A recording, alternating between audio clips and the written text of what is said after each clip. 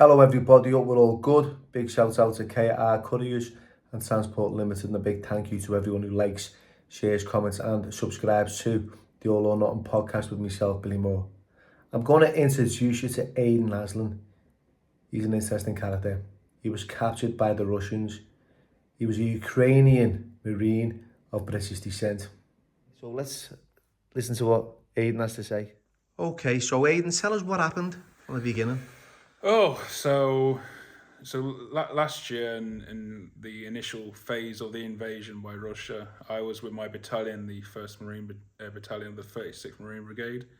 I'd been serving in the Ukrainian military since 2018, took my oath to the Ukrainian state, finished 2-month basic military training, and unfortunately for us, we were deployed to the front line at the time of the invasion, so we were in the worst area for it. When the invasion hit, after a day we were given the order to retreat, and day by day we were gradually into the city of Mariupol. Once that occurred, we had Russian forces coming from behind us from Crimea, and our order was at that point to hold the city. We knew pretty much at that point that we're going to be encircled, and that did happen. It took about maybe 3-4 days. And within a week we were encircled. It wasn't too bad, like we knew there was still possibility to break out and break that. And then a month went by, and at this point, like, we're just getting smashed with everything. The city's just complete ruins. There's like bodies like littering the streets. And then roughly the first week of May, the first week of April, we had run out of food by that point. We pretty much like exhausted everything. We had plenty of ammunition, but by this point we were preparing to like try and make a break for friendly lines. We'd been welding steel onto the side of trucks to try and make this dash for freedom.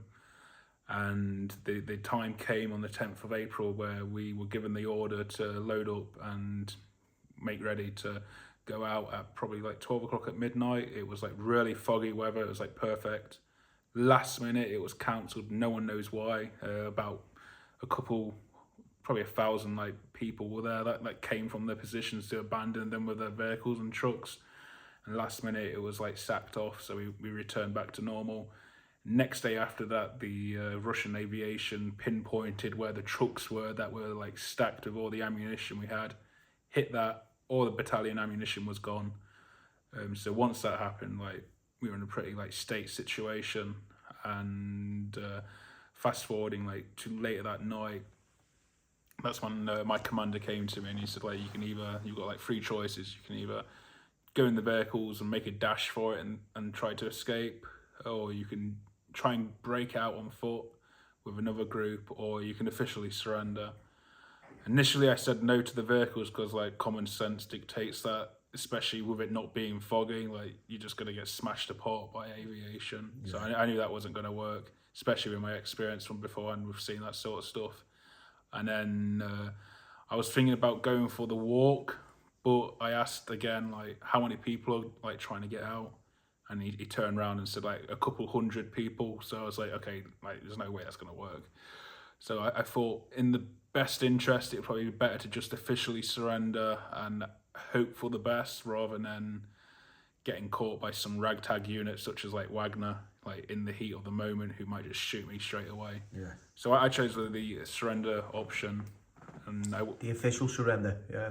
Yeah. So I went with my unit to the surrender point and handed over to the Russians, and everything was okay. It was like Russian and Mon who like patted us down. Like they checked our documents and saw us British. I asked me why I was there. I said like my wife's like British, my wife's Ukrainian.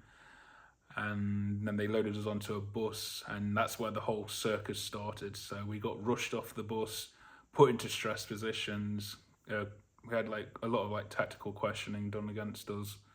When it came to my turn, they took me out of the stress position, looked at my documents, and then they realised pretty quickly I was British when they saw the passport. As soon as they asked me where I'm from, I said Great Britain.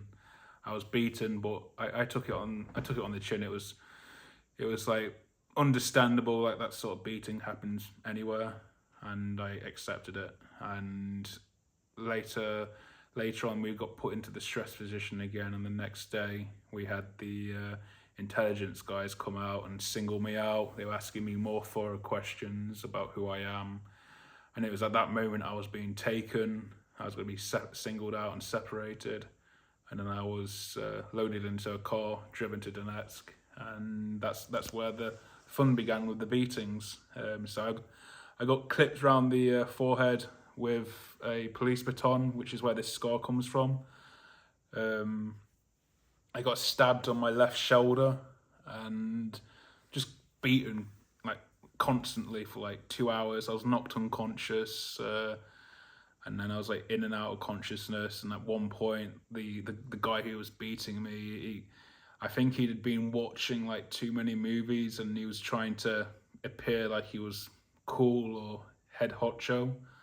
And he was smoking a cigarette at one point, and he like said to me like, "Do you know who I am?" And I'm like, "No." And he's like, "I'm your death."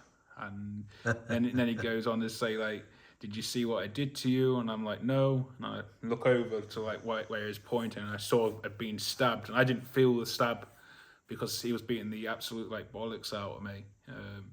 So that got me scared. And then when I saw that, and then he was asking, "Do you want a quick death or a beautiful death?" And everything that he said was just cheesy.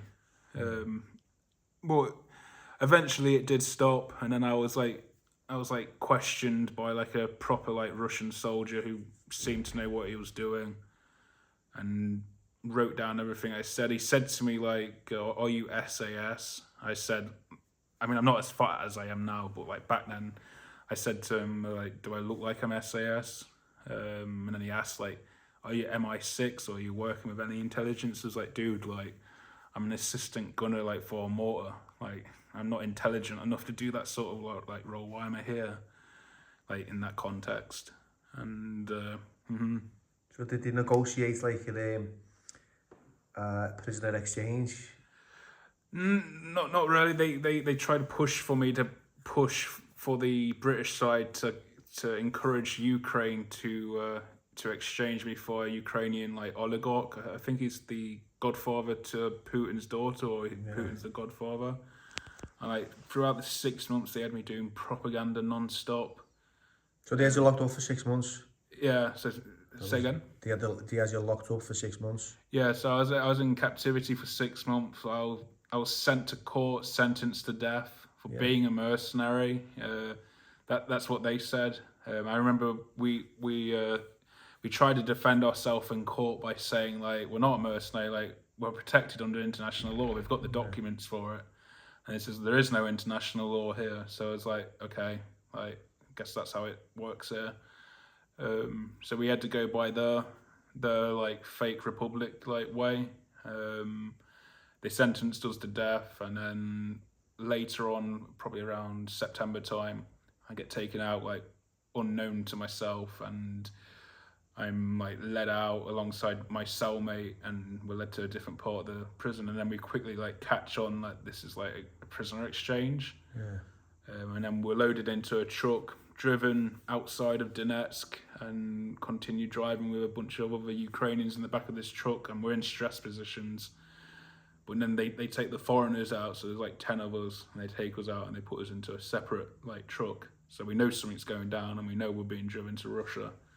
Once we get there, we get to an airport, unloaded, and that's when we get guided into this airport. They take off all our like duct tape that they put on us, and then that's when we see the Saudis, and then we see some other guys in suits, and we're like, okay, this is an exchange.